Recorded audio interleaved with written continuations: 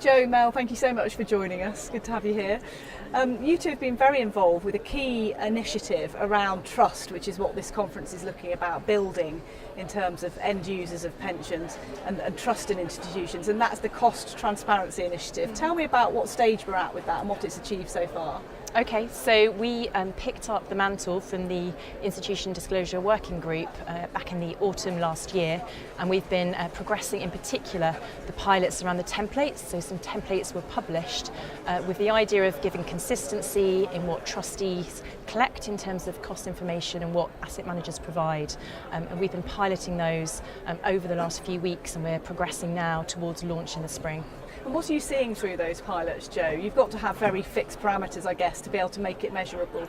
Yeah, so one of the key things we wanted to do is make sure that the templates as published were usable, that people understood the cells, the contents, and we're beginning to get a flavour of what they look like in practice when we roll them out this spring.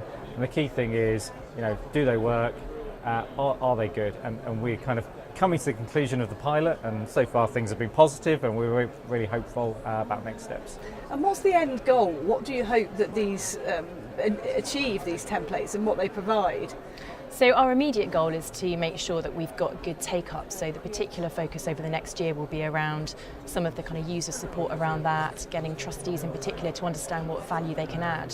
And then I think over the longer term, we'll start to see that actually impact the sort of selection of asset managers, the kind of value for money. So there are some really tangible examples of what the LGPS have achieved in this space, what's been seen in the Dutch industry as well, and that's, I think, where we want to get to. And I guess at the end, the very end of this, the most important thing is the end user and what they think in terms of cost transparency, because cost has been an element where there has been some concern in the past as well.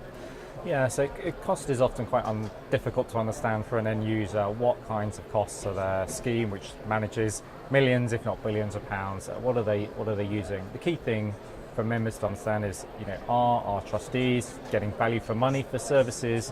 Are they able to compare and sort of get some standardised views of the types of services that people are getting across the industry, and where might they sit in that space? And so if you're a saver, you can get confidence that actually our money is being looked after carefully. And for those who are super interested, maybe they'll have a conversation with their trustee about quite what they're spending in this scheme. But for most part, we'd expect trustees to pick up that.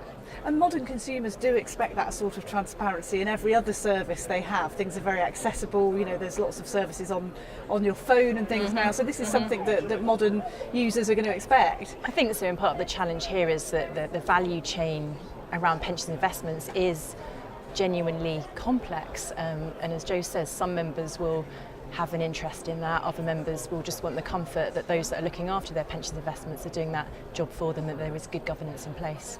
And the CTI scheme sits within a big jigsaw of other things to build that trust, doesn't it? Because there are lots of things that the PLSA are doing to try and enhance that.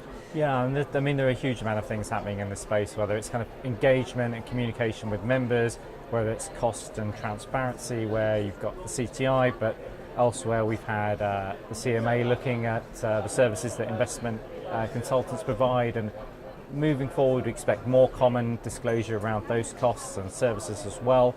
Other things like ESG, which we know is of growing kind of political interest, but also particularly for younger savers coming into pensions, they've got a real interest in, is my money working for society? And that kind of element of governance and stewardship is something that we're spending a lot of time looking at as well.